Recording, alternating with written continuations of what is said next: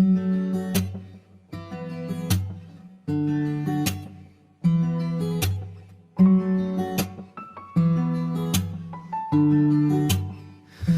dozax o'ti kuydirdi meni,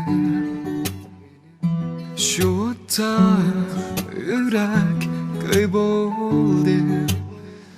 Şu dozax o'ti kuydirdi meni,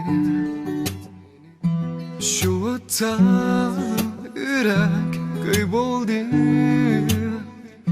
Senin aytgan gaplaring, zar gaplaring, yuragimda qoldi so'zim. Bu kunlarim ko'p bo'ldi, sening ko'p bo'ldi.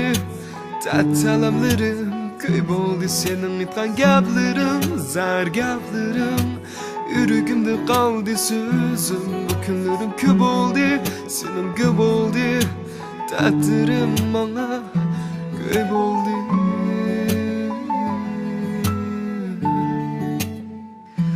Ko'p bo'ldi.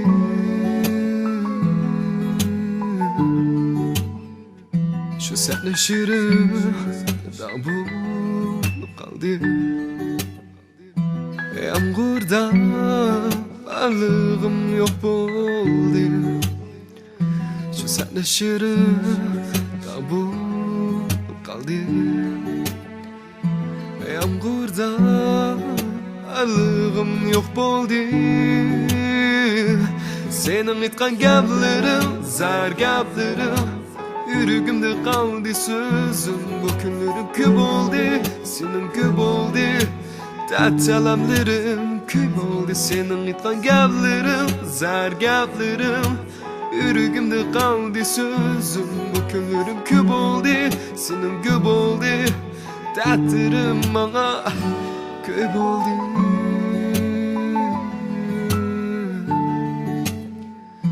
Ko'p bo'ldi.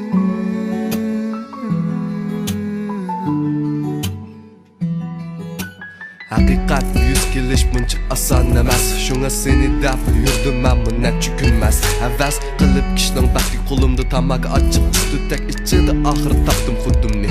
Manada bir jangga atlaganda qopdim o'rnimda sho'qib. Bir tanga ortilgan eg'ir yuklarni unutib, bir tanga atdim butun umrim bilan men kutib o'ng tushdi. Mandim seni izlashni ko'nglimga fikr. Bir yo'l aslamalarni o'ylab bordim malanga.